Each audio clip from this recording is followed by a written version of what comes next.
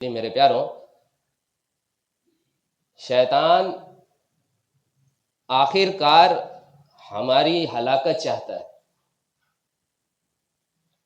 اب وہ اس بات کی کوشش میں ہے کہ زمین پر اللہ کے بجائے اس کی عبادت ہو، اسی کی بڑائی ہو، اسی کی اطاعت کیا جائے، اور ہر معاملے میں دیکھا جائے کہ شیطان کیا چاہتا ہے۔ تو اس کی سب سے پسندیدہ کوشش تو یہی ہے کہ باقاعدہ میری عبادت قائم ہو، زمین میرے نام کے ساتھ پکارا جائے ہو، میری پہچان کے ساتھ میری فرما برداری کی جائے۔ لیکن وہ جانتا ہے کہ سارے اس کی اس ڈیمانڈ پہ پورے نہیں اتر سکتے۔ کچھ اللہ کے بندے ہیں کہ جس کو دھوکہ سے تو ہم چلا سکتے ہیں، لیکن اگر اس کی کانشیسنس میں یہ چیز لایا جائے کہ ہم شیطان ہیں تو نہیں مانے گا میری بات۔ تو شیطان اس پہ بھی راضی ہو جاتا ہے کہ ٹھیک ہے، اگر تم کو نہیں بھی پتا ہے کہ تم کس کے پیچھے چل رہے ہو، لیکن تم میرا کام پورا کرتے ہو تو تب بھی ہم تم سے راضی۔ کیا کرو؟ اطاعت میری کرو۔ اور نام تم اللہ کا ہی رکھو، کوئی مسئلہ نہیں ہے، اللہ والوں کا رکھو، کتاب کا ہی نام لو۔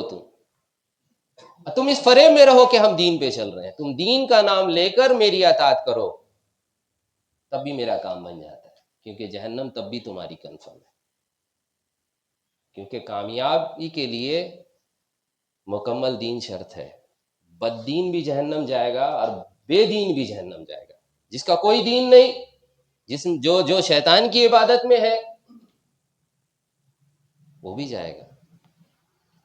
اور جس نے بعض معاملے میں شیطان کی بات مان لی ہے، ہاں اپنی نظر میں وہ بڑا عبادت گزار ہے، صالحین میں سے ہے، تو اس سے شیطان کو فرق نہیں کرتا، کہتے ہیں کہ تم اس فریب میں رہو۔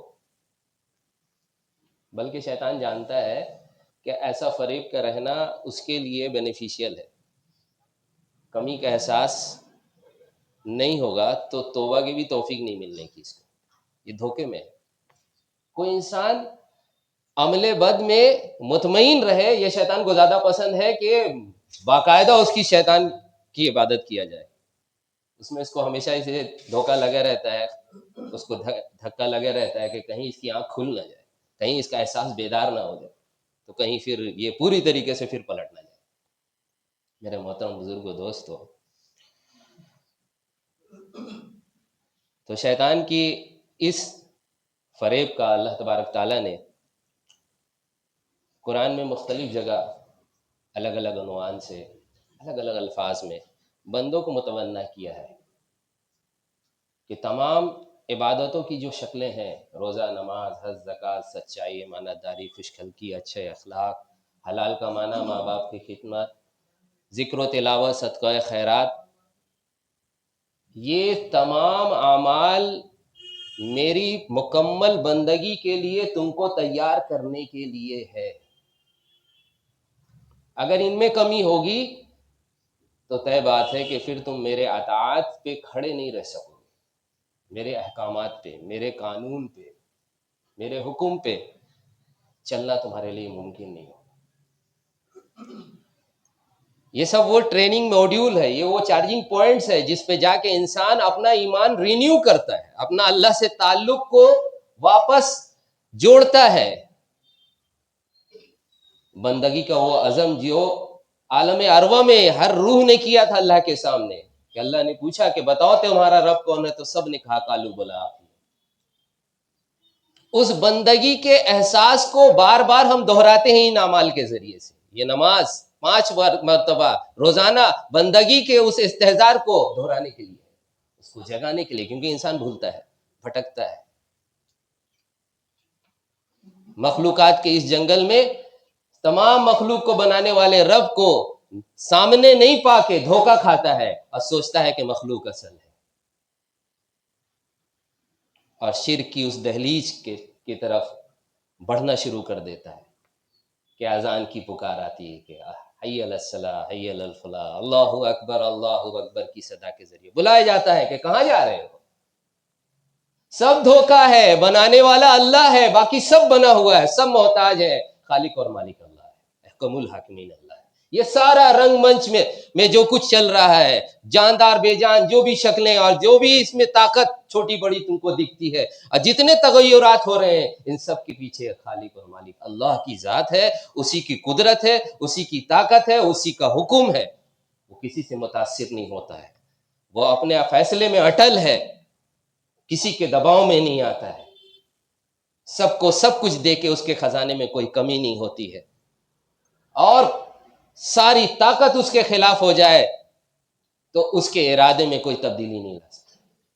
میرے محترم بزرگوں، دوستو، اس اللہ کو واپس پہچاننے کے لیے روزہ، نماز، حج، زکوٰۃ، یہ سارے اعمال ہم کو دیے گئے۔ اصل کیا چاہا جا رہا ہے کہ اللہ تبارک تعالیٰ نے انسان کو جانچنے کے لیے کہ کون میرا فرما بردار ہے اور کون میرا نافرمان ہے، انبیاء صلاۃ والسلام کے ذریعے سے ایک قانون کا مجموعہ دیا۔ یہ حلال ہے، یہ حرام ہے، یہ غلط ہے، یہ صحیح ہے، یہ میرے دوست ہیں، یہ دشمن ہے، یہ راستہ جنت کو لے کے جاتا ہے، یہ جہنم کو لے کے جاتا ہے۔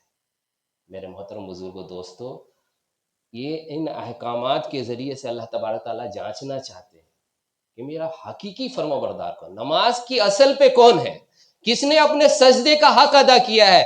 جو سجدے کے بعد بازار میں جا کے جھوٹ بولتا ہے، سود کھاتا ہے، ظلم کرتا ہے، خیانت کرتا ہے، تو وہ اپنے سجدے کو خود انکار کرتا ہے۔ ہم کو یہ بتایا گیا کہ سجدہ کر لو تو اتنی اتنی نیکیاں ہیں، لیکن یہ نہیں سمجھتے کہ یہ سجدہ رب العالمین کے ساتھ کیا ہوا دہرایا ہوا وہ وعدہ ہے کہ اللہ تیرے ہی فرما بردار ہے۔ کہاں فرما بردار ہے اگر ہم جھوٹ نہیں چھوڑتے، اگر ہماری نگاہیں قابو میں نہیں ہے، نماز پڑھیں گے، نظروں کی حفاظت نہیں کریں گے، زکوٰۃ دو دیں گے، سود مت کھاؤ کھائیں گے، حج کرو کریں گے، جھوٹ مت بولو، کیسے چلے گا کام؟ یاد رکھنا، اس ملے جلے دین پر شیطان راضی ہے اور اللہ ناراض ہے کہ تم نے دین کو ماننے اور نہیں ماننے سے بدل دیا، کہ بعض احکامات تو اللہ کی مان لیا کرتے ہو کتاب میں سے اور بعضے کو پشی پوچھ ڈال دیتے ہو، تو کیا سزا ہو اس کی جو یہ کام کرے، سوائے اس کی کہ اللہ تبارک تعالیٰ دنیا میں بدترین زندگی دے اور اللہ کے سامنے جب حاضری ہو تو سخت ترین عذاب سے اس کا استقبال کیا۔ اللہ تبارک تعالیٰ صاف فرماتے ہیں سورہ آل عمران۔ میرے محترم بزرگ و دوستو، حقیقی اصل عبادت اللہ تبارک تعالیٰ کی اطاعت ہے، اور اطاعت اللہ کے حکم کے مطابق، اللہ کے قانون کی روشنی میں، وہ نہیں جو ہم کو اچھا لگتا ہے، وہ نہیں جو ہم کو پسند آ چکا ہے۔ یہ پسند اور مزہ کا جو راستہ ہے نا، یہ راستہ تو جنت نہیں لے کے جاتا، ورنہ آپ انبیاء صلی اللہ علیہ وسلم اور ان کے ماننے والوں کی زندگی دیکھ لیں، کس کی زندگی مزے سے بھری ہے، سب کی اذیتوں سے بھری ہے۔ اور اللہ فرما رہے ہیں، کیا سوچتے ہو، کہو گے ایمان لے آئے اور ہم تم کو یوں ہی جنت میں داخل کر دیں گے؟ ہم کسی قدر تم پر بھوک اور پریشانی کے ذریعے سے تمہاری آزمائش لیں گے اور تم کو دیکھیں گے کہ ابھی ہم نے تم میں جہاد کرنے والوں کو تو آزمایا ہی نہیں۔ اللہ تو آزما کے چیک کریں گے، اور وہ آزمائش کو ہی ہم لوگ مصیبت، ابتلا، پریشانی کے نام سے جانتے ہیں، اذیتوں کے نام سے جانتے ہیں، لیکن یہی اصل ہے۔ خود پیارے نبی صلی اللہ علیہ وسلم نے فرمایا کہ جنت کو اللہ تبارک تعالیٰ نے اذیتوں سے ڈھک دیا ہے اور جہنم کو لذتوں سے، جس کو دیکھ کر جبرائیل علیہ الرحمہ نے فرمایا تھا کہ اب تو کوئی جنت نہیں جا سکے گا اور کوئی بھی جہنم سے بچ نہیں سکے گا، کہ اتنا مزہ دکھتا ہے نا اس میں، کیسے روکے گا انسان اپنے آپ کو؟ اور اس راہ میں اتنا مشکل دکھتا ہے نا، جان کھپتی ہے اس میں، ناک کٹتی ہے، دم گھٹتا ہے، کیسے چلے گا انسان اس راستے پہ؟ میرے محترم بزرگ دوستو، لیکن اسی کا نام ہدایت ہے۔ جس کے دل کو اللہ مضبوط کر دے، جس کے دل کو اللہ پھیر دے، تو اس کے لیے آسان ہے، اس کے لیے پھر یہی راستہ ہے۔ کچھ لوگ ایسے ہوتے ہیں جو پیچھے پیچھے چلتے ہیں اور کہتے ہیں کاش ہم بھی تمہارے ساتھ چل سکتے ہوتے، تم تو ہمارے ہیرو ہو. لیکن جو ہیرو ہوتا ہے نا واقعی، وہ کبھی نہیں کہتا کہ ہم ہیرو ہیں. وہ کہتا کہ ہم جو کر رہے ہیں وہ میری مجبوری ہے، کیونکہ اس کے علاوہ کوئی راستہ جنت کو جاتا نہیں. تم شاباشی دو یا میری توہین کرو، میرا ساتھ دو یا میری مخالفت، چلیں گے اسی راہ پہ، کیونکہ قرآن نے کوئی دوسرا راستہ دیا. میرے محترم بزرگ و دوستو، وہ راستہ ہے مکمل اللہ تبارک تعالیٰ کی اطاعت کا. اور یہ جو مکمل اطاعت کا معاملہ آتا ہے تو پھر اصل ہمارا امتحان شروع ہوتا ہے. باقی تمام عبادتوں کی جو شکلیں ہیں اس اصل عبادت پہ ہم کو کھڑے کرنے کے لیے، اور یہاں فیل ہو گئے تو پھر گئے. اور یاد رکھیے گا کہ اللہ تبارک تعالیٰ انسان کو انسانوں کے ذریعے سے آزماتے ہیں، اور اسی انسانی فطرت پہ، ایسے انسان جو شیطانی فطرت پہ ہیں، انہی کا مجموعہ کا نام طاغوت ہے. وہ کبھی فرعون کی شکل میں ہوتا ہے، کبھی نمرود کی شکل میں ہوتا ہے، کبھی روم اور فارس کے ظالمانہ حکمرانوں کے شکل میں ہوتا ہے، کبھی قریش مکہ کی اپنی جھوٹی جمعیت کی شکل میں ہوتا ہے، اور آج کے بھی ظالم حکمران کو بھی دیکھ لیجیے کہ ایک ہوتا ہے کہ اللہ کو نہیں جانتے نہیں مانتے، یہ کفار ہے. لیکن ایک ہوتا ہے کہ نہ مانیں گے نہ ماننے دیں گے، نہ جانتے ہیں نہ تم کو جاننے دیں گے، نہ خود اللہ کی رضا پہ چلتے ہیں نہ تم کو چلنے دیں گے. یہ طاغوت ہے. اور انبیاء صلاۃ السلام کی محنت، ان کی جوہد، ان کی قربانی، ان کا جہاد کا اصل محور آپ دیکھیے تو ان کے خلاف ہے. ابراہیم علیہ السلام کیا اصل مجاہدہ جو ہے وہ نمرود کے خلاف ہے، اسٹرگل، جس پہ پھر ان کو اللہ تبارک تعالیٰ نے اپنا خلیل بنایا، اپنا دوست. پیارے نبی صلی اللہ علیہ وسلم کا مجاہدہ دیکھیے تو وہی قریش مکہ اور روم اور فارس. حضرت عیسیٰ علیہ السلام کا مقابلہ یہود کے علماء سو جو روم کے چاپلوس بن چکے تھے، رومن حکمران. یہ جا کے رومنز کے کان بھرتے تھے کہ یہ خوبصورت دکھنے والا، بڑا بھولا بھالا دکھنے والا نوجوان یہ تمہاری گدی چھین لے گا تم سے، کچھ کرو اس سے پہلے کہ اب پانی سر سے اوپر ہو جائے. اس کی باتوں میں کشش ہے، جو اس کے پاس جاتا ہے اسی کا بن جاتا ہے. روکو. محمد صلی اللہ علیہ وسلم کے بارے میں بھی کہا گیا جادوگر ہے، جو بیٹھتا ہے اس کے پاس چلا جاتا ہے. اس کی بات نہ سننا کیونکہ حق ہے. روکا. اور اپنی نظر میں ان علماء سو نے وہ چال چلا، اور اپنی نظر میں وہ کامیاب ہوئے کہ عیسیٰ علیہ السلام کو سولی دے دیا، کام ختم ہو گیا، جو کانٹا تھا نکل گیا اپنے راستے. لیکن اللہ اس کا محافظ تھا، اور ان کو ان کی نظر میں دھوکہ میں رکھا. اور آنے والے ہیں وہ سب کچھ، وہ کام پورا کرنے والے ہیں کہ ہر کچے پکے گھر میں دین داخل ہو کے رہے گا.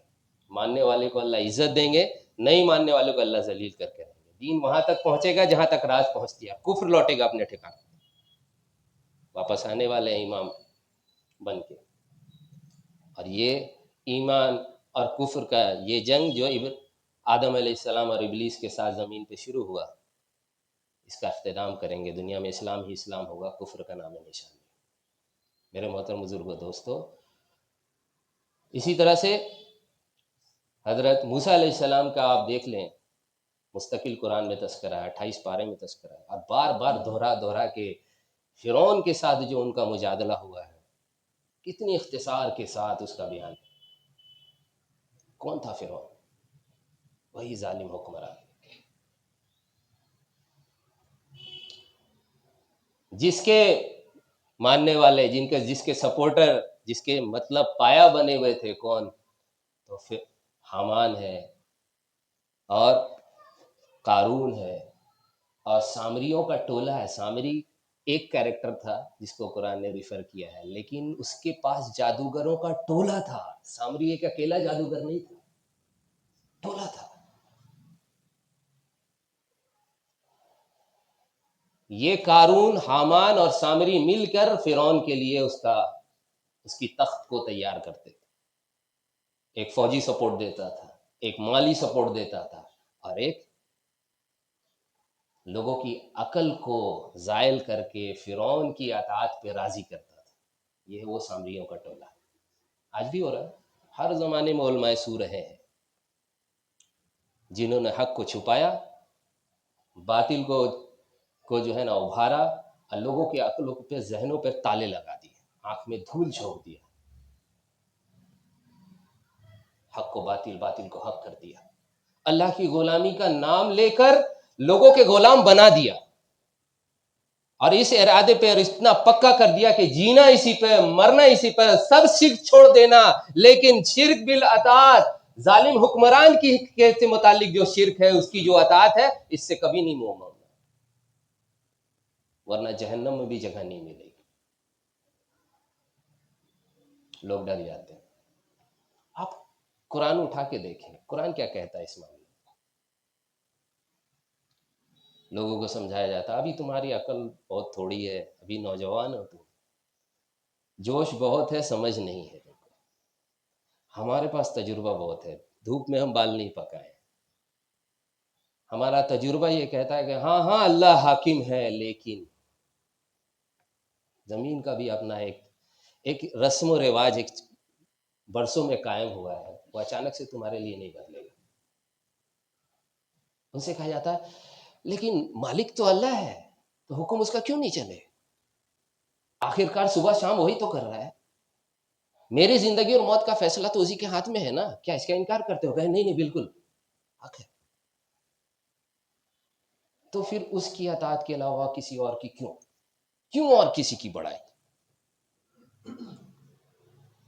یا تم آتے رہو بیٹھتے رہو ہمارے پاس، ایک دن میں تم کو نہیں سمجھا سکتے. اور دیکھنا اس سے ہٹنا مت، جو بات تم کو لگی ہے نا یہ فتنہ ہے، اور اسی میں اگر لگے رہو گے تو خود بھی مرو گے، سب کو مرواؤ گے، اور حاصل کچھ بھی نہیں کر سکو گے. میں یہ کہتا ہوں کہ ان کے اس رخ کو ذرا قرآن میں تلاش کریں آپ. اللہ کیا کہتے ہیں، اللہ کے رسول صلی اللہ علیہ وسلم نے کیا فرمایا،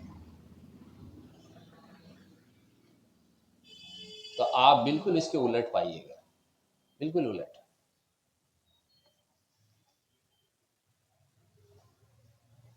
سب سے پہلے یہ سورہ بقرہ کی 256 نمبر آیت جو ابھی پڑھی گئی، لا اکرہ فی الدین قد تبین الرشد من الغی فمن یکفر بالطاغوت یؤمن باللہ فقد استمسک بالعروۃ الوثقی لا انفصام لها واللہ سمیع علیم. پہلی بات تو یہ کہ دین کے معاملے میں کسی پہ جبر نہیں ہے، دین میں کوئی جبر نہیں. سے مراد کسی کو مسلمان بنانے کے لیے طاقت کا استعمال نہیں کیا جائے گا، فورس نہیں کیا جائے گا. عقیدہ مانو، اللہ کو مانو، رب کی وحدانیت کو تسلیم کرو، وحدت الوجود کو قبول کرو، آخرت کو مانو، رسول اللہ کو مانو. ماننا پڑے گا. کیسے نہیں مانو گے؟ ہم تم سے حجت تکرار کریں گے اور منوا کے رہیں گے تم سے. قرآن کہتا ہے دین میں کوئی جبر نہیں. جب ابو سفیان جب تک رضی اللہ تعالیٰ عنہ نہیں بنے تھے، ابھی اسلام قبول نہیں کیے ہیں، اور فتح مکہ سے پہلے کی رات ہے، اور عباس رضی اللہ تعالیٰ عنہ ان کو اپنی پناہ میں لے کر حضور اقدس صلی اللہ علیہ وسلم کی بارگاہ میں پیش کر رہے ہیں. تو صحابہ اس کے پیچھے پیچھے پہنچ گئے کہ یہ ابو سفیان کہاں سے آ گیا، اچھا موقع ہے پکڑ لیا جائے. یہ تو مطلب دشمنن میں ابھی لیڈر پہ، ٹاپ پہ. پیچھے پیچھے صحابہ آ گئے. حضور اقدس صلی اللہ علیہ وسلم ان کو کہہ رہے ہیں کہ ابو سفیان کیا تجھ کو ابھی بھی سمجھ میں نہیں آیا؟ تو ابو سفیان نے کہا کہ اللہ کے حق ہونے پہ تب ہم کو کوئی شک نہیں ہے، واقعی ہمارے معبود جھوٹے ہیں، اگر ہوتے کسی کام کے تو اب تک آ چکے ہوتے. ہم دیکھ رہے ہیں اللہ کے حق ہونے پہ تو کوئی شک نہیں، لیکن آپ کے رسول ہونے پہ ابھی بھی ہم کو شک ہے. تو بلال رضی اللہ عنہ رسول اللہ صلی اللہ علیہ وسلم کے سر بالکل بغل دائنی طرف کھڑے ہیں، اور فرما رہے ہیں کہ ابھی گردن اترے گی نا تو سب سمجھ میں آ جائے گی. تو پیارے نبی صلی اللہ علیہ وسلم نے فرمایا تھا لا اکرہ فی الدین، دین میں کوئی جبر نہیں. بلال نہیں مانتا نہیں مانتا. تو پھر بدر کس واسطے ہے؟ احد کس واسطے ہے؟ خندق خیبر کس واسطے ہے؟ نظام کو منوانے کے لیے طاقت کا استعمال کی صرف اجازت نہیں ہے، ضروری ہے، مانتے نہیں ہیں لوگ۔ جب رسول اللہ کی نرم طبیعت اور اعلیٰ کردار کے ساتھ دی ہوئی دعوت پہ نہیں مانے تو کبھی بھی نہیں مانیں گے، اس لیے اس کے لیے تو ضروری ہے۔ ورنہ عقیدہ منوانے کے لیے کبھی بھی طاقت کا استعمال، جبر کا استعمال، فورس کا استعمال، بلکہ اصرار اور اس میں بھی غلو کرنا، اس کی کوئی اجازت نہیں۔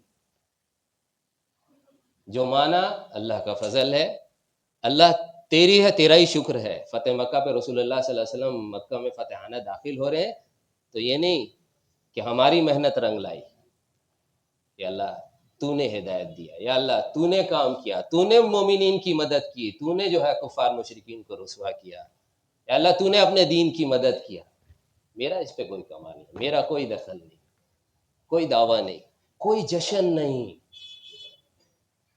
ورنہ پیچھے جو مکی زمانے سے آپ پورا غور کریں کس کس لیول کا پرسیکیوشن اور قربانیوں کے بعد یہ دین دیکھنے کو ملا تھا کہ آج جس جگہ سے چھپ کے نکلنا پڑا تھا، آج بلال اس کی چھت پہ کھڑے ہو کے اذان دے رہے ہیں۔ واقعی جشن بنتا تھا، اگر اسلام میں جشن کی کہیں اجازت ہوتی نا تو یہ دین بنتا، لیکن نہیں۔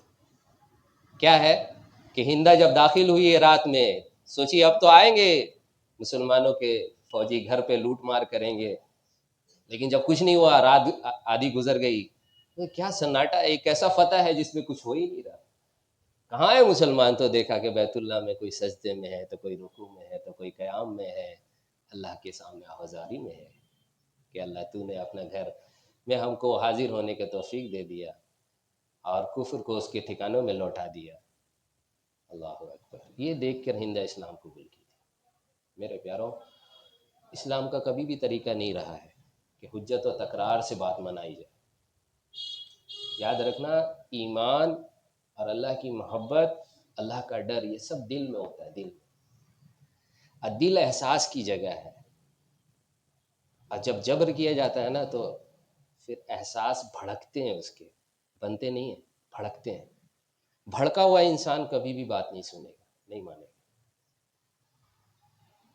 ہاں، جن پر دعوت کی حجت قائم ہو چکی ہے، ان کو برسوں دعوت دیا جا چکا ہے، سمجھایا جا چکا ہر اعتبار سے، نہیں مانتے تو پھر ان کے لیے دوسرا آپشن ہے، اب نظام تو اسلامی ہی ہوگا، قانون اسلامی ہی ہوگا۔ اپنے عقیدے میں تم رہو، کفار تم کو اجازت ہے سسٹم کے خلاف نہیں جانا، نظام اور ریاست کے خلاف نمک حرامی نہیں کرنا، ورنہ سزا ملے گی۔ اور اگر یہ نہیں کرتے ہو، تم وفادار رہتے ہو، تو تمہارے کفر کے ساتھ تمہاری حفاظت کرنا یہ ہماری ذمہ داری ہے۔ ٹیکس جزیہ لیں گے آپ کی حفاظت کا، اور آپ بالکل سیف اینڈ سیکیور ہیں، آپ کی عبادت گاہیں سیف اینڈ سیکیور۔ دین یہ ہم آپ کو دھکا مار کے جنت لے کے جائیں گے اور جہنم سے نکالیں گے، جبر نہیں، یہاں سے دل سے ہے معاملہ۔ اسی لیے دین دعوت میں ہمیشہ جو رخ ہوگا وہ ہوگا ادعو الی اللہ سبیل ہی ربک بالحکمت والموعظۃ الحسنۃ وجادلہم باللتی ہی احسن۔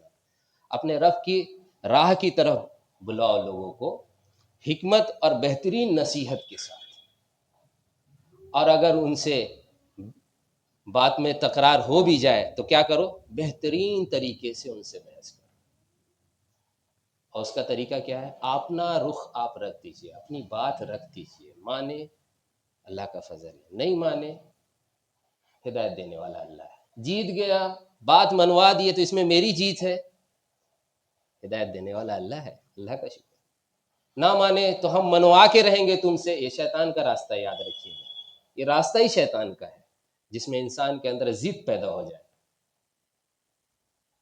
پھر انسان اپنے نظر میں لگے گا کہ ہم دین کا کام کر رہے ہیں، ہم تو اللہ کے رسول کی طرف اس کو بلا رہے ہیں، آخرت کی حقیقی کامیابی کی طرف بلا رہے ہیں، لیکن اس کا یہ جبر اور وہ اصرار اس کے اندر اس کے ساتھ شیطان کو کر دیتا ہے۔ پھر وہ انسان اس سامنے والے کو بھی اور اس پورے انوائرمنٹ کو اینٹی اسلامک جو ہے نا کر کے رکھ دیتا، پولیوٹ کرتا ہو۔ نہیں، آپ ضرور بات رکھیں اچھے طریقے سے، لیکن یہ بات منوائیں گے، یہ معاملہ نہیں ہونا چاہیے۔ دوسرا، یہ سورہ نحل کی 125 نمبر آیت، سورہ عنکبوت کی 46 نمبر آیت میں بھی اللہ تبارک تعالیٰ فرماتے ہیں وَلَا تُجَادِلُوا أَهْلَ الْكِتَابِ إِلَّا بِالَّتِي هِيَ أَحْسَنُ، اور اہل کتاب کے ساتھ بحث نہ کرو مگر اس طریق پر جو بہت عمدہ ہو۔ اگر وہ تم سے کوئی سوال کرنے لگے تو اچھے سے اچھے الفاظ میں، اچھے سے اچھے طریقے سے تم اس تک بات رکھ دو بس، کیونکہ انبیاء صلی اللہ علیہ وسلم کی سنت میں آپ کو یہی ملے گا۔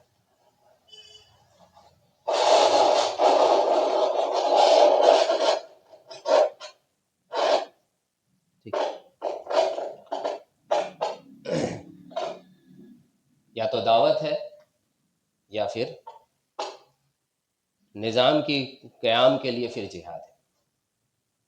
بحث و مباحثہ سے کبھی بھی نفع نہیں ہو، اسی لیے اللہ تبارک تعالیٰ فرمایا لا اکراہ فی الدین، دین میں کوئی جبر نہیں ہے، ہدایت گمراہی سے الگ ہو چکی ہے۔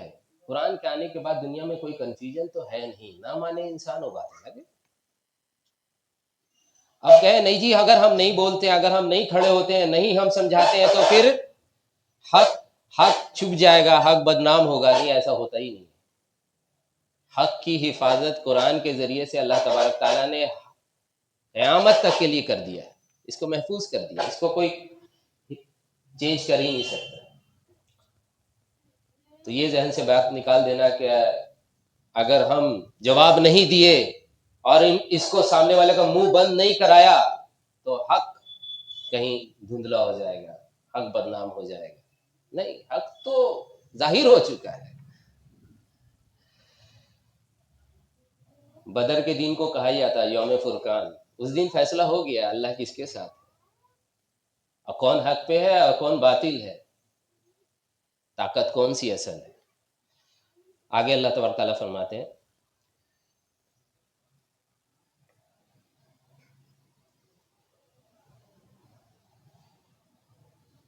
فَمَن يَكْفُرْ بِالطَّاغُوتِ وَيُؤْمِن بِاللَّهِ فَقَدِ اسْتَمْسَكَ بِالْعُرْوَةِ الْوُثْقَىٰ۔ اب آ رہا ہے اجتماعی بات۔ عقیدے میں تو لینینسی ہے، مانو ٹھیک ہے، نہیں مانو کوئی بات نہیں، الگ تو ہو چکا، فیصلہ تو ہو چکا، دنیا میں ظاہر ہو چکا ہے، ویل اسٹیبلش ٹروتھ ہے یہ۔ نہیں مانتے تو کہا کہ جس نے طاغوت کا انکار کیا اور اللہ پر ایمان لایا، اس نے مضبوط رسی پکڑ لی ہے جو اس سے کبھی چھوٹنے والا ہے۔ ایمان لانا چاہتے ہو تو صرف مسئلہ اس کا نہیں ہے کہ اللہ کو رب تسلیم کر لو، اللہ کو مان لو، ایگزسٹنس آف گاڈ پر آپ کا ایمان ہو کہ گاڈ ہے، کوئی رب ہے، کوئی پالنہار ہے، کوئی سرشٹی کا جو ہے رچیتا ہے، ہم نے مان لیا تو بس ہو گیا، عبادت ہو گئی، کام ہو گیا، اب تو ہم جنتی ہیں۔ بلکہ بار بار بتایا ہے کہ مشرکین مکہ بھی اللہ کو مانتے تھے، انکار نہیں تھا، نہیں مانتے تھے، اللہ سے دعائیں بھی کرتے تھے، اللہ کی قسم بھی کھاتے تھے، اور سیٹیوں تالیوں کے ہی نام پہ صحیح اور آوارہ گردی کے ہی نام پہ صحیح، لیکن طواف اور نمازیں بھی ان کی تھی بگڑی ہوئی شکل میں، سیٹیاں تالیاں عبادت تھی، آوارہ گردی کر رہے ہیں بیت اللہ کے ارد گرد، اس میں بھی ننگے ہو کے اور اپنے بتوں کو ہاتھ میں لے کے، اور لیکن تب بھی کہتے تھے ہم بیت اللہ کا طواف کر رہے ہیں۔ بیت اللہ کیا؟ اللہ کا گھر ہے۔ نام کون ہے؟ میرا بیٹا ہے عبداللہ۔ ابو جہل نے کعبے کا غلاف پکڑ کر رسول اللہ صلی اللہ علیہ وسلم کے خلاف بدر میں جانے سے پہلے اللہ سے دعا کیا تھا، اللہ میرے اور محمد کے درمیان جو زیادہ رشتہ داریوں کو جوڑنے والا، جو زیادہ حق پہ، اس کی مدد کر۔ ابو جہل اللہ کا انکاری نہ، انہی سے کہا جاتا تھا، انہی لوگ سے کہا جاتا تھا کہ محمد صلی اللہ علیہ وسلم کہتے تھے کہ یہ بتاؤ جب خشکی اور تری میں جب تمہارے اوپر کوئی مصیبت آتی ہے تو تم اس وقت کس کو پکارتے ہو؟ زمین والے لات منات عزا حبل کو پکارتے ہو یا اللہ کو؟ تو وہ خود کہتے تھے اللہ کو پکارتے۔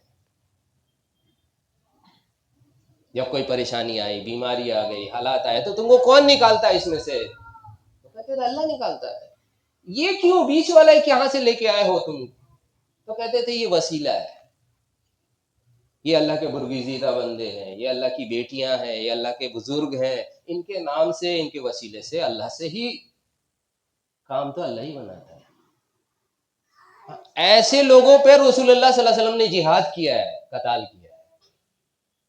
اب بتاؤ، یہ مسئلہ ہے ہی نہیں کہ اللہ ہے یا نہیں ہے، کیونکہ اکثریت انسانیت ہمیشہ اس پہ اتفاق رکھی ہے کہ اللہ ہے، بھلے اس کا نام بدل دیا ہو، بھول گئے ہو، بات نہیں مانتا ہو، اس کی رضا کے راستے بھول گئے ہو، لیکن اس کے ایگزسٹنس یہ مسئلہ کبھی رہا ہی نہیں۔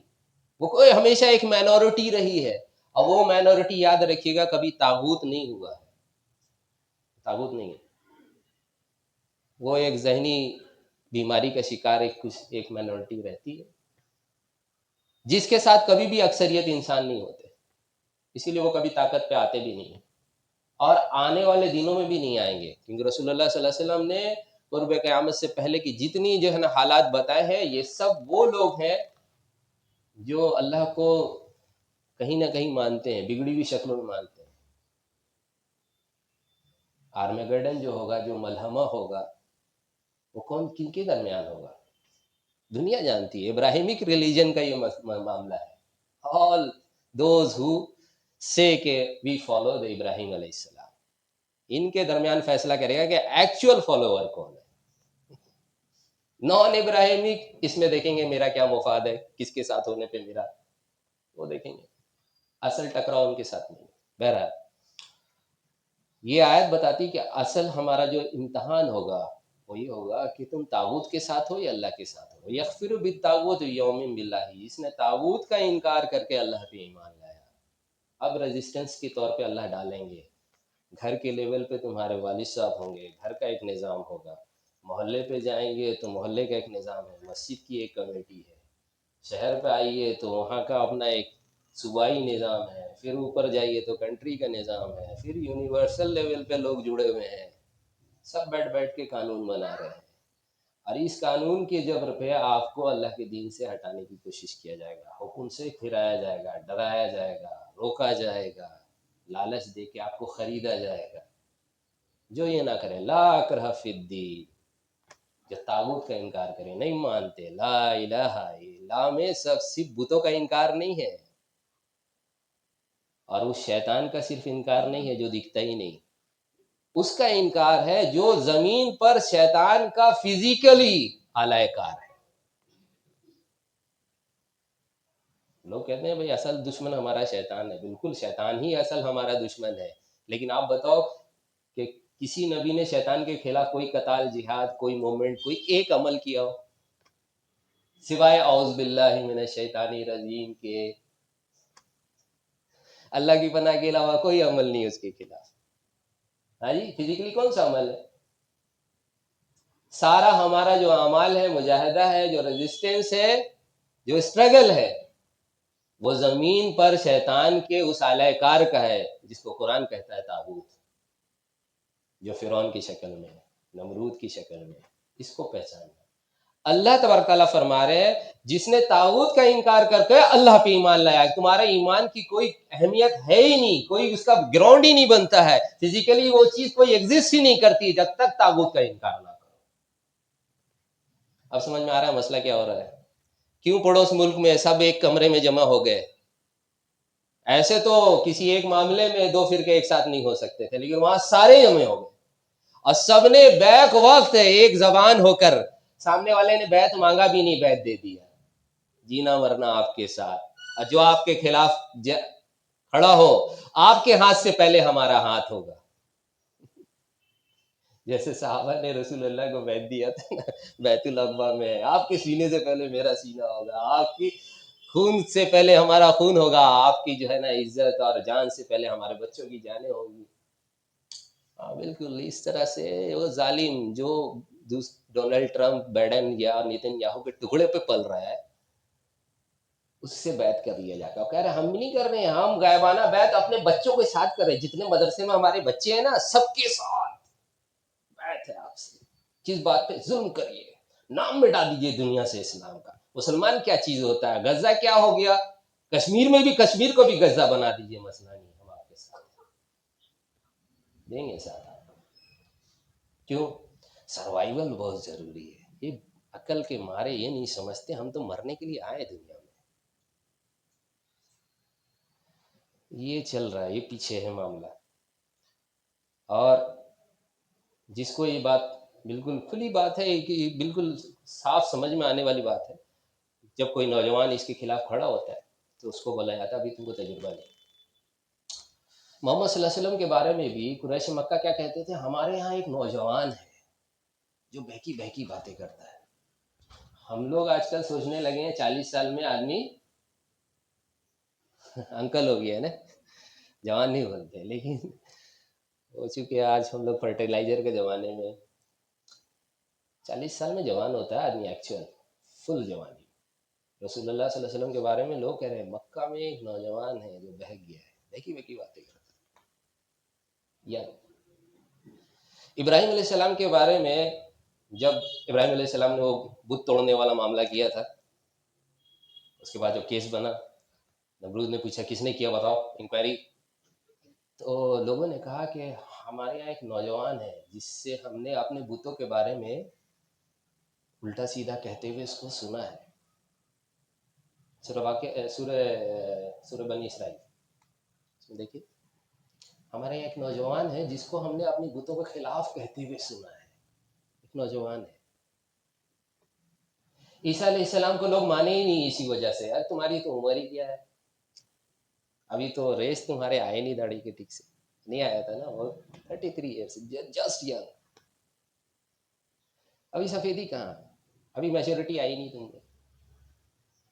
یحییٰ علیہ السلام کو قتل کر دیا کہ اچھا یہ نوجوان مل کے ٹیم بنا رہے ہو، پٹک کے بیت المقدس پہ ذبح کر دیا یحییٰ علیہ السلام۔ قرآن کہتا ہے کون تھے کہ ہم نے ان کو عیسیٰ کا ساتھی بنایا تھا، اور ان کو تقوی اور اللہ کے سامنے جھکنے والا عاجز بنایا۔ ینگسٹر،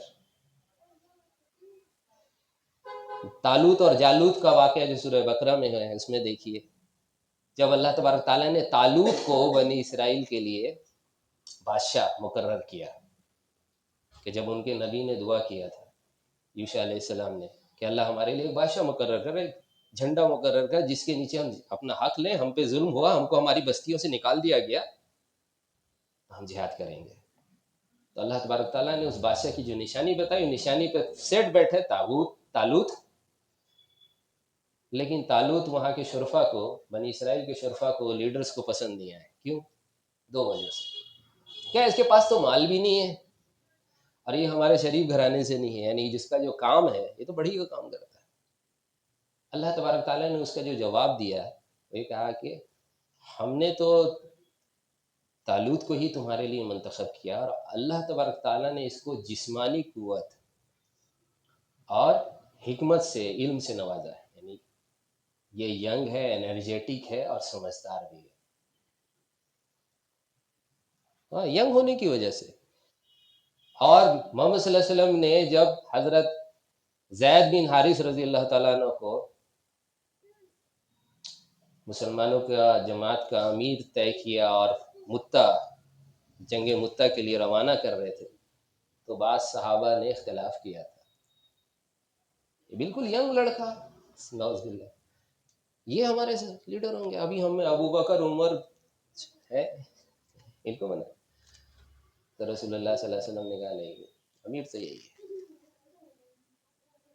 اور بعد میں اسامہ رضی اللہ تعالیٰ عنہ جو صرف 17 سال کے تھے، رسول اللہ صلی اللہ علیہ وسلم نے اپنی آخری زندگی کا فیصلہ جو کر کے دیا ہے کہ اسامہ لشکر کا امیر ہوگا، اس پہ بھی لوگ بھڑک گئے۔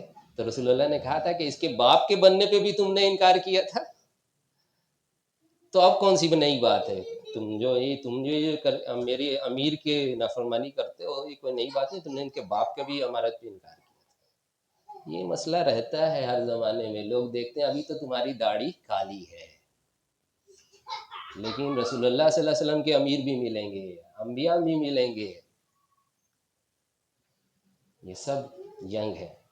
داؤد علیہ السلام نے جالوت کو جو مارا ہے، کتنے سال کے تھے؟ 13 سال کے۔ اس کے بعد پھر نبی بنے، بادشاہ بنے، سب کچھ ینگ عمر میں ہوا۔ سلیمان علیہ السلام بالکل ینگ عمر میں، نبی اور بادشاہ دونوں۔ میرے محترم بزرگ دوستو، اسلام میں کہیں ہے نہیں عمر، زیادہ عمر کا بھی ہو سکتا ہے، کم کا بھی ہو سکتا ہے، یہ تو علم و حکمت کی بات ہے۔ تقوی اور پرہیزگاری کی بات ہے، جس کو جس عمر میں مل جائے وہ کیپیبل ہے۔ اصل چیز تقوی ہے، اصل چیز اللہ تبارک تعالیٰ کے ساتھ وہ تعلق ہے، وہ سچائی، امانتداری اور وہ جرأت کہ امت کو ہم لیڈ کر سکیں، حق بات کو لے کے کھڑا ہونا۔ میرے محترم بزرگ و دوستو، اس کے بعد سورہ واقعہ کا یہ اصحاب کہف کا واقعہ ہم تھوڑا سا ایٹ اے گلینس رکھنا چاہتے ہیں کہ آج نوجوان یہ سوچتا ہے کہ اگر ہم کھڑے بھی ہوں تو ہمارے ساتھ کون ہے، ہم تھوڑے ہوں گے، پھر کیا ہوگا؟ یہی سوال اصحاب کہف کو بھی تھا، ہم کھڑے تو ہو گئے لیکن اب کیا ہوگا؟ تو سنیے، اللہ تبارک تعالیٰ نے اس پورے واقعے میں، آپ نے اصحاب کہف کا واقعہ کہاں ہوا، کتنے لوگ تھے، اس کی نشاندہی نہیں کی، اور یہ کہا کہ اس بحث میں پڑھو بھی مت۔ لیکن اصحاب کہف کے نوجوان کس وجہ سے نکلے تھے اور انہوں نے اللہ سے کیا معاہدہ کیا تھا، اس کو اللہ تعالیٰ نے قرآن میں محفوظ کیا، کیونکہ یہ اصل امپورٹنٹ ہے، کیونکہ یہ ایک بار ہو کے ختم نہیں ہوا ہے، اس کو بار بار دہرایا جائے گا۔ تو اللہ تبارک تعالیٰ فرماتے ہیں، یہ سورہ کہف کی 13 سے لے کے ہم 16 نمبر تک کی آیت جسٹ ریفرنس کے لیے رکھے ہیں، آپ سنیے۔ اللہ تبارک تعالیٰ فرماتے ہیں کہ اور ہم ان کا واقعہ یعنی اصحاب کہف کا واقعہ آپ کے سامنے صحیح صحیح بیان کرتے ہیں کہ یہ چند نوجوان تھے۔ کون تھے؟ اگین نوجوان، یہ چند نوجوان تھے جو اپنے رب پر ایمان لائے تھے اور ہم نے ان کو ہدایت میں ترقی بخشی تھی۔ کون سی ترقی؟ بہت نماز پڑھنے لگے تھے، صدقہ خیرات بہت کر دیا تھا، کیا کیا تھا انہوں نے؟ کیا کیا تھا؟ آگے تھوڑا پڑھیے پھر سناتے ہیں۔ ترقی بخشی تھی اور ہم نے ان کے دل کو مضبوط کر دیا تھا، جبکہ یہ اٹھ کھڑے ہوئے اور کہنے لگے کہ ہمارے رب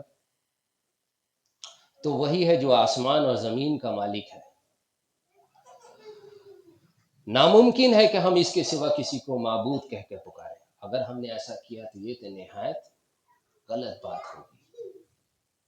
یہ ہماری قوم کے لوگ ہیں جو اللہ کے سوا دوسروں کو معبود بنا کے رکھے، یہ ان کے حق میں یعنی ان کے معبود ہونے کے دلیل میں کوئی واضح نشانی کیوں نہیں لاتے؟ کیا دلیل ہے آپ کے پاس؟ کا ایکسپیرینس، یہ ان کے حق میں واضح دلیل کیوں نہیں لاتے؟ تو ان سے بڑا ظالم کون جو اللہ پر جھوٹ باندھے۔ اور جب تم نے یعنی نوجوانوں سے کہا جا رہا ہے، اللہ کہہ رہے ہیں، اور جب تم نے یعنی نوجوان ان کو یعنی ان کفار مشرکین کو اور ان کے معبودوں کو، ان کے طاغوتوں کو جو ان کے اللہ کے سوا پوجتے ہیں، ان کو چھوڑ کر الگ ہو گئے ہو تو غار میں پناہ لے لو، تمہارا رب تم پر اپنی رحمت پھیلا دے گا اور تمہارے لیے کام میں سہولت مہیا کر دے گا۔ اور ان کی دعا کو اللہ تعالیٰ نے نقل کیا کہ انہوں نے دعا کیا، ربنا آتینا من لدنک رحمتا وحی لنا من امرنا رشدا، اے ہمارے رب ہمیں اپنے پاس سے رحمت بخش، ہمارے معاملے میں ہمارے لیے رہنمائی کا سامان مہیا کر۔ کیا معاملہ تھا وہاں؟ کیوں چھوڑ آئے تھے؟ کیوں بستی چھوڑ آئے تھے؟ یہ چند نوجوان تھے، تعداد بہت تھوڑی تھی، بلکہ یہ جمع ہوئے تھے غار میں کسی ایک جگہ، بستی سے الگ الگ نکلے تھے۔ سب کی نکلنے کی وجہ ایک تھی، کیا ہے؟ ظالموں کا بول بالا ہے، مشرکوں کا نظام ہے، بادشاہ خود اپنی اطاعت کرواتا ہے، اس مشرکانہ ظالمانہ قانون کے خلاف جو آواز اٹھائے اس کے لیے راستے تنگ ہو جاتے ہیں۔ انہوں نے کہا کہ پھر ہم کو ایسا شہر، ایسا بستی، ایسی ریاست نہیں چاہیے، نکل گئے بیابان میں، اللہ نے سب کو بیک وقت غار میں پہنچا دیا۔ یہ بھاگے تھے اپنے زمانے کے طاغوت سے، ان کو اپنا جان کا خطرہ ہوا تھا، ان کو ایک ہفتے کی مہلت دی گئی تھی، یا تو رجوع کرو ہمارے دین کی طرف، confirm your alliance with the rule of land, otherwise सबको जेल भेज दिया जाएगा। तो ये भाग लिए सब जी। अल्लाह तबारक ताला ने इनको कहा कि जब तुमने इनको और इनके ताबूतों को छोड़ दिया है तो अब इनसे अलग हो जाओ। अल्लाह तुम्हारे लिए गार में रहमत का सामान करेगा, तुम्हारे लिए रहमत वसी कर दे। इसी की इन्होंने दुआ भी किया कि अल्लाह हमारे लिए अपनी रहमत वसी कर और हमारे लिए रहनुमाई का सामान दे इस मामले में। अब हम आ तो गए गार में, आगे क्या होगा हमारा? आगे ज़िंदगी गार में गुजर जाएगी, क्या करना है? और इस तरीके से हम क्या चेंज लेके आ जाएंगे? हम कौन से अमाल से तेरे सामने जाके खड़े होंगे? अल्लाह क्या करके आए? गार में छुप के आए। हमको पता है इससे तो मेरा मामला कुछ बनने वाला नहीं, लेकिन ये उनको लगता था। अल्लाह तबारक ताला ने उनको गार में थपकी दे के सुलाया, उनको क़यामत तक के आने वाले इंसानों के लिए निशानी बनाया कि मेरे फर्मा बरदार बंदे ऐसे हुआ करते हैं। और हम अपने बंदों की मदद और ताईद इस तरह किया करते हैं कि अपने निज़ाम को उसके लिए बदल दिया कि बाहर 309 साल और गार के अंदर आधा दिन भी नहीं गुजरा। तो वो गार में सो रहे होते थे, लेकिन तुम अगर देखते तो लगता कि जाग रहे। हम उनको करवट भी दिलाते थे, धूप दाएं बाएं सुबह कट जाती थी उनके, वो गार के खुले हिस्से में थे और उनका कुत्ता चौखट पे खड़ा, अगर झांक के कोई देखना चाहे तो रोक उसको आ ले, कोई देख नहीं सके। ये सब कुछ उनके लिए किया। क्या किया उन्होंने? क्या किया कि नहीं, हाकिम अल्लाह है, हम अल्लाह के अलावा किसी और को तो अब माबूद कह के नहीं पुकार सकते, हम झुक नहीं सकते। ये सब गलत करते हैं। अगर ये सच्चे हैं तो दलील लाए ना। आज भी आप यही एटीट्यूड लेके खड़े हो जाए तो आपको दिखेगा, फिर तो हम सब जगह से कट जाएंगे। फिर ऐसे जुमा हमको गार में पढ़ना पड़ेगा और सबको ये लगेगा ये सब चल रहा है, आगे क्या करना। हम आज के जिम्मेदार हैं, हम अपने हिस्से का कदम उठाएं तो अल्लाह रास्ता देता है। कदम नहीं उठाने वाले को कुछ नहीं दिखेगा, सब डार्क। समझ में आ रहा है? हम लोग सब असहाब कहफ वाले हैं, सबके दिल में वो खलिश है, वो रिकग्निशन पावर है। अल्लाह हमारे अज़्म इरादे को मजबूत करे। जैसे अल्लाह ने फरमाया हमने उनके दिलों को मजबूत किया था। वो दुआएं करते थे अल्लाह से, रब्बना आतीना मिन लदुनका रहमतन व हय्य लना मिन अमरिना रशदा। ये दुआ याद करें, मुस्तकिल अल्लाह से मांगे, अल्लाह रास्ता देगा। हमारे इस मामले में रहनुमाई दे अल्लाह। मोमिनीन को इकट्ठा कर, हमारे हाथ मजबूत कर, दुनिया में इस सच को, इस वाज़े सच को रोशन कर दे, नुमाया कर दे। अल्हम्दुलिल्लाह गज़ा के इस पूरे सिनेरियो के बाद 90% तक अहले बातिल इस वक्त एक्सपोज हो चुका है। हमको ज़रूरत है उस सच्चाई को और अपने वाइब्रेशन को, अपनी नक्ल हरकत को, अपनी आवाज़ को बुलंद करने की। अगर इस वक्त हम अपनी आवाज़ को बुलंद ना करें, अपनी नक्ल हरकत और वाइब्रेशन में तेज़ी ना लाए, तो हम तो इस ग्रेट अपॉर्चुनिटी को लूज़ करने वाले हैं जो शायद पिछले 1000 साल में नहीं मिला कभी ये अपॉर्चुनिटी दुनिया को। इसलिए खुल के बात करें दुनिया के साथ और इस्लाम के रोशन चिराग बने, हिम्मत के साथ दुनिया का सामना करें। जन्नत चाहिए तो इन सब के पीछे चलना पड़ेगा। जन्नत तो बिछाई ही गई है जहन्नम के ऊपर, उससे पार होना पड़ेगा। ज़ियत तो दिखता है, खौफ, अनसर्टिनिटी, इसी में तो पता चलेगा किसको रब पे यकीन है और किसको गैर पे, किसका असल भरोसा अल्लाह पे है, किसका ईमान बना और नहीं बना। हम आजकल को तो ईमान का जो मसला चल रहा है, ईमान आ जाओ, ईमान की मजलिस लगी, इस पे कौन सा ईमान बनता है जिसमें जिएंगे तागुत के साथ, मरेंगे तागुत के साथ। सबसे बड़ा शिर्क को सीने से लगा के मरेंगे, सबसे बड़ा शिर्क को सीने में लगा के जिएंगे। कौन सा ईमान बनता है इसमें? असल काम करना ही नहीं आपको मेरे मोहतरम बुजुर्गों, दोस्तों। इसीलिए असहाब कहफ से लेकर करबला तक आप आ जाइए, दीन का स्ट्रगल एक ही है, अल्टीमेटली इसी पॉइंट पे आना है। तैयार कर ले अपने आप को। इसके लिए नमाज मिली थी, रोजाना